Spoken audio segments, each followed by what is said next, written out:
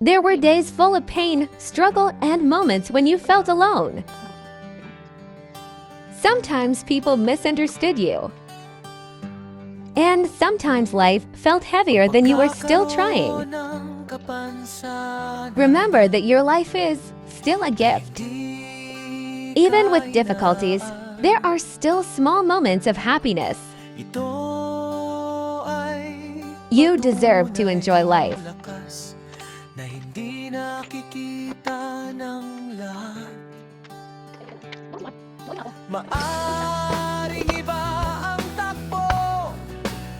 Every challenge you survived made your heart stronger and wiser. Your story matters and your life has meaning.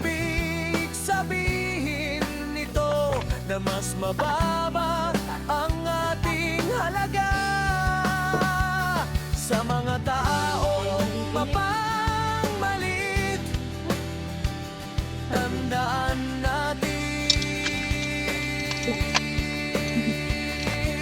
ang tunay na sukatan ng tao ay hindi na sa pisikal na kakayahan, kundi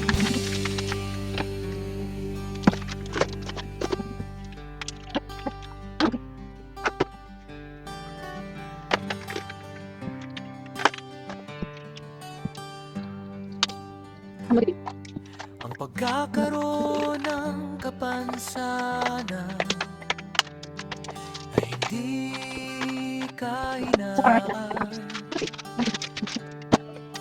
Ito ay patunay ng lakas na hindi nakikita ng lahat.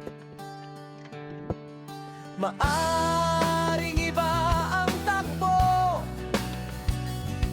ng ating paglalakbay, ngunit hindi ibig sabihin nito na mas mababa ang ating halaga. Sa mga taong mapangmalit, tandaan natin ang tunay na sukatan ng tao ay hindi na sa pisikal na kakayahan, kundi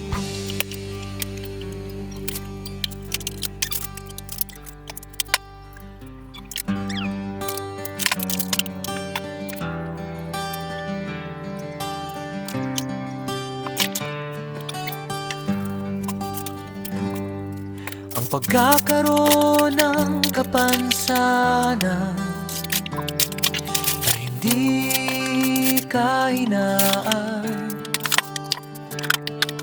Ito ay patunay ng lakas na hindi nakikita ng lahat. Maaring iba ang takbo ng ating paglalakbay, ngunit hindi ibig sabihin nito na mas mababa ang ating halaga. Sa mga taong mapangmalit, tandaan natin ang tunay na sukatan ng tao ay hindi na sa pisikal na kakayahan,